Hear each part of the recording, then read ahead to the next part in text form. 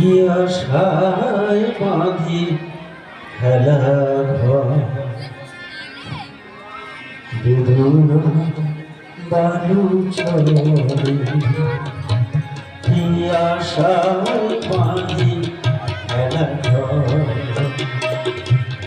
বেদনা বালু চলে নিয়তি আমার নিয়তি আমার ভালো নিশিদিন খেলা হবে বাবু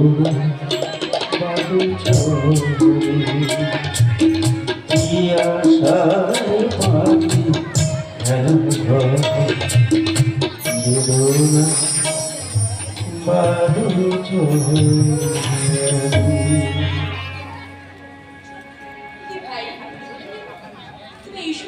বাগানে বসে কি করছো?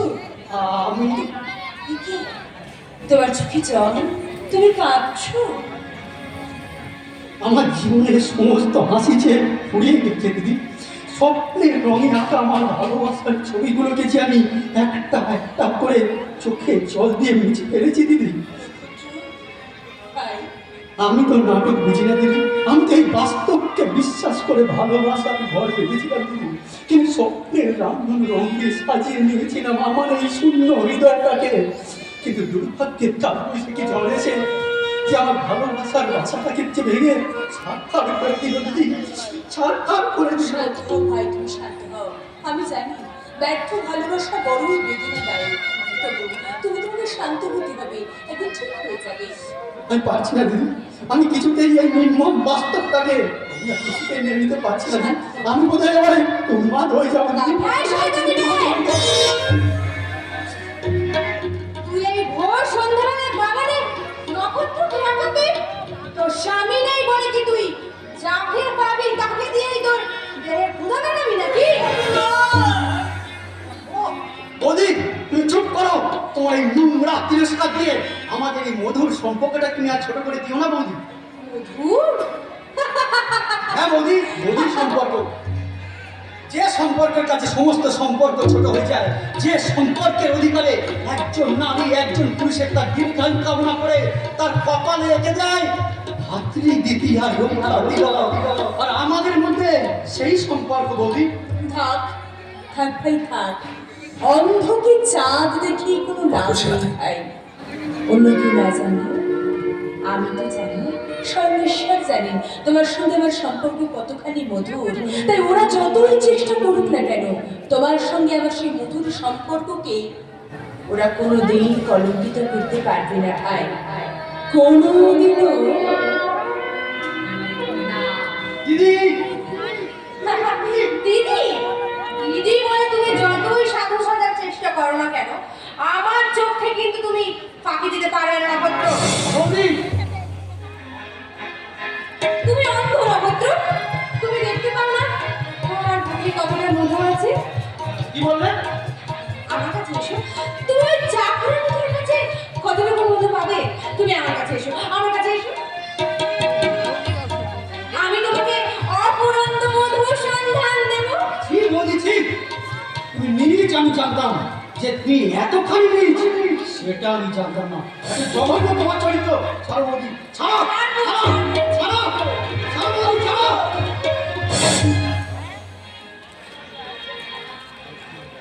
ঠাকুরপো, তুমি এসেছো? দেখো নক্ষত্র এই বাগানের অন্ধকারে আমাকে একা পেয়ে, আমি ওকে ভাইয়ের মতো স্নেহ করি, ও আমার রূপে আকৃষ্ট হয়ে আমাকে একা পেয়ে ছি ছি ছি ছি ছি, আমি নিজের মুখে উচ্চারণ করতে পারছি না নক্ষত্র। এর থেকে তো আমার মনে যাবে ভালো ছিল। বাহ বাহ বাহ, চমৎকার বৌদি, চমৎকার।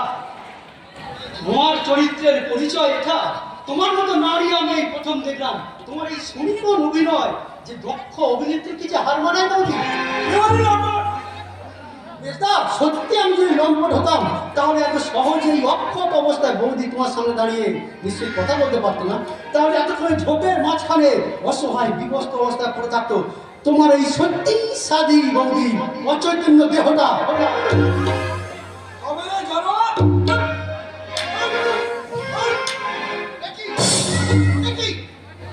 ওকে এমন করে মারছিস কেন গো? কি করেছে ও? সেটা আপনার মেজ ছেলেকে জিজ্ঞেস করুন, কারণ ও নিজের চোখে সমস্ত কিছুটা দেখেছে। হ্যাঁ বাবা, এই সন্ধ্যাবেলায় বৌদিকে একা পেয়ে বাগানের মধ্যে বৌদিকে সম্মানই করছিল। আমি বিশ্বাস করবেন না বাবা, ওই চরিত্রহীন চক্রান্ত বিশ্বাস করে আপনি আমাকে ভুল বুঝবেন না বাবা। এই মুখ আমি আর দেখাবো না। আপনারা ডিলিট করুন বাবা, না হলে আমি আত্মহত্যা করবো। তো বাবা মঞ্চের বাবা কি এত নীচ তুই, এত নীচ তোর বাবু তুই মারছিস কেন বৌদিকে কিনা সাথে তুই? আপনি আপনি আমাকে বিশ্বাস করবেন বাবা, আমি যে সম্পূর্ণ নির্দোষ বাবা, সম্পূর্ণ নির্দোষ। চুপ কর হতভাগা। বৌদি আমাকে না চিনলেও আপনি তো আমাকে ভালো করে চেনেন বাবা। নিজের সন্তানের প্রতি কি এতটুকু কি আপনার বিশ্বাস নেই বাবা? চুপ কর হতভাগা। এই মুখ তুই আর কাউকে দেখাবি না। আজ থেকে তুই এই বাড়িতে আর কোনোদিন আসবি না। আজ থেকে আমি জানবো আমারই নক্ষত্র মারা গেছে।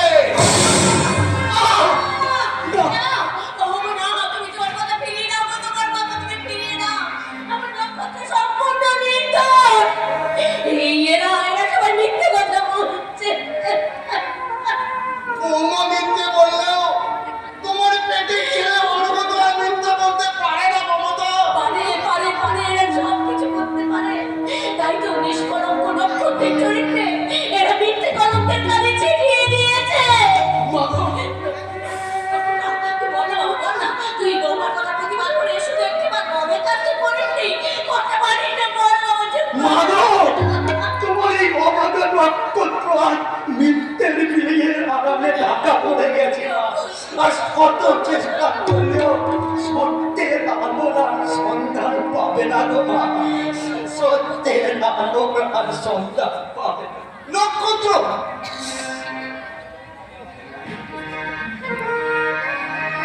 বাবা, আপনার আদেশ আমি মাথায় নিয়ে এই বাড়ি ছেড়ে চিরদিনের জন্য চলে যাচ্ছি বাবা। এই শান্তির দেবালয়ে আমার মতো দানবের কখনো পাপের পদচিহ্ন আর পড়বে না বাবা, পাপের আর পদচিহ্ন পড়বে না। এই মহাপাপী বিষ নিঃশ্বাসে বিষাক্ত হবে না আপনাদের এই সুখের পরিবেশ বাবা। বৌদি, যাওয়ার সময় তোমাকে আমি একটিবার অনুরোধ করে যাচ্ছি বৌদি, যদি সুন্দর এই পৃথিবী থেকে যদি কখনো এই অভাগা নক্ষত্র যদি হারিয়ে যায় আর সেই সংবাদ যদি তোমার কানে এসে পৌঁছায়, তাহলে আজকের এই আসল সত্যটুকু তুমি সবার সামনে প্রকাশ করে বৌদি। আর সেই সত্য শুনে তোমাদের দুই চোখে দুঃখটার অশ্রু বেদনার ঝরে পড়ে, তাহলে আমার এই অশান্ত আত্মা শান্তি পাবে বৌদি। আবার এই অশান্ত আত্মা শান্তি পাবে বৌদি, অশান্ত আত্মা শান্তি পাবে।